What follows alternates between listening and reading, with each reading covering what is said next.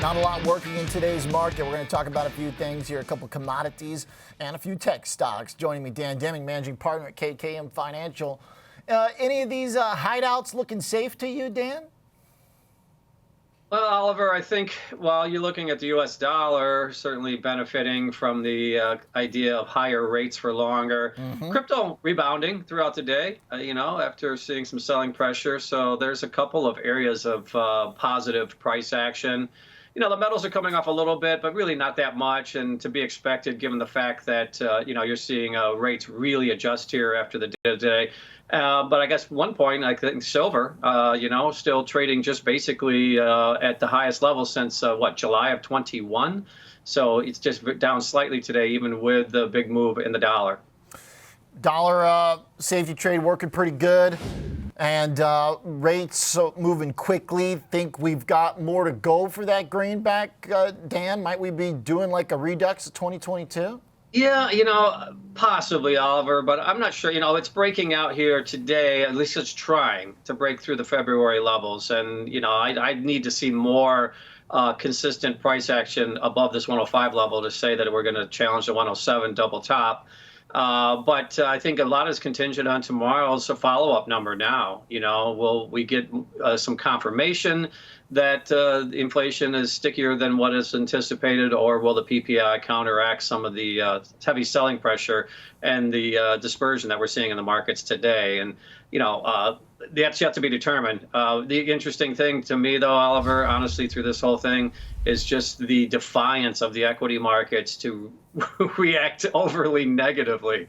I mean, by any account, you'd think that the market would be down 2% or more. Certainly, the Russell is bearing the brunt of the selling today, rightly so. But when you see rates going up to the levels since the middle of November and really on the trajectory, a 20 basis point move in the short end of the curve, really out to the tens, and that's a big move on a daily basis. Typically, that would be a teeth rattler for the markets. We're down 1% given, but I would have thought we would be down a lot more.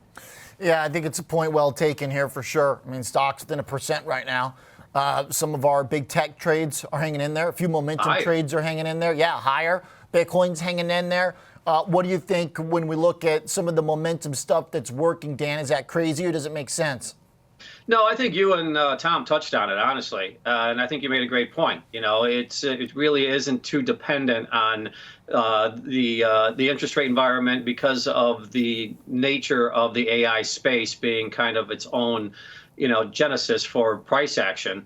And a prolonged extended period of economic slowdown and rates being higher, then it's going to impact across the board. But, today, we're seeing a bargain. Well, in theory, bargain hunters coming in for some of these names that have held the lower end of their recent range. And now the expectation is that if the markets find some stability, that they're going to lead us back out of here and challenge their highs. And so I would say that, nothing outside of what has taken place. And really, you're looking at also the rotation in the market. I mean, some of the areas like the consumer staples hanging in there today, and some of the other names that you would expect to kind of benefit from a tone change, and particularly in interest rates. Now, with the tone change in interest rates, the higher dollar, the resilience, it seems, of risk takers in the market, crude oil keeps rallying too. I mean, if this doesn't break the economy, then I guess crude could keep going as well. Yeah, well, yeah, you would think so, Oliver. I mean, it does appear that, if we continue to see the consumer remain strong going into the driving season and the economic activity continue to hold in there, and, this shift in manufacturing is probably not getting the headline that it deserves. For the first time really in a year and a half, manufacturing is actually expanding here in the U.S. So that's another catalyst underneath the structure of the economy that could, support the activity as we move through the summer, even with the rates holding in there higher. And, this has been discussed heavily over the last couple of days, but you and I, over the last several months, I think the one consistent theme that I felt throughout this whole thing was the Fed is not going to cut this year.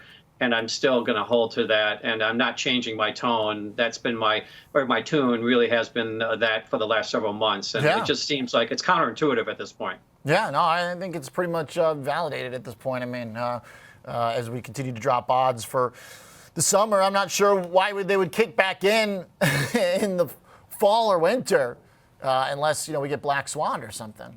Well, that or, and I know the big pushback right now is that the rent and housing data is lagging by a year possibly, and that it's way overpriced in the current structure of the CPI number. Correct, And that's maybe yeah. why the Fed prefers the PCE, probably why it does. But at the same time, Oliver, just based on the Atlanta GDP now continuing to tick higher, just some of the metrics in the market. And really, I mean, honestly, and the bottom line of this whole situation to me is that the economy, for the first time since pre-financial crisis, is kind of standing on its own, which is something that I think over the long term would be something that would be viewed as a positive, because it hasn't had needed the backstop or the adrenaline kicks or whatever else that the Feds had to provide when we've seen rates push up and the market come under some serious selling pressure. Well said. Well argued. Thanks, Dan. Good look through there. Some of the other stuff in today's session, especially the commodity strength. Dan Deming, KKM Financial.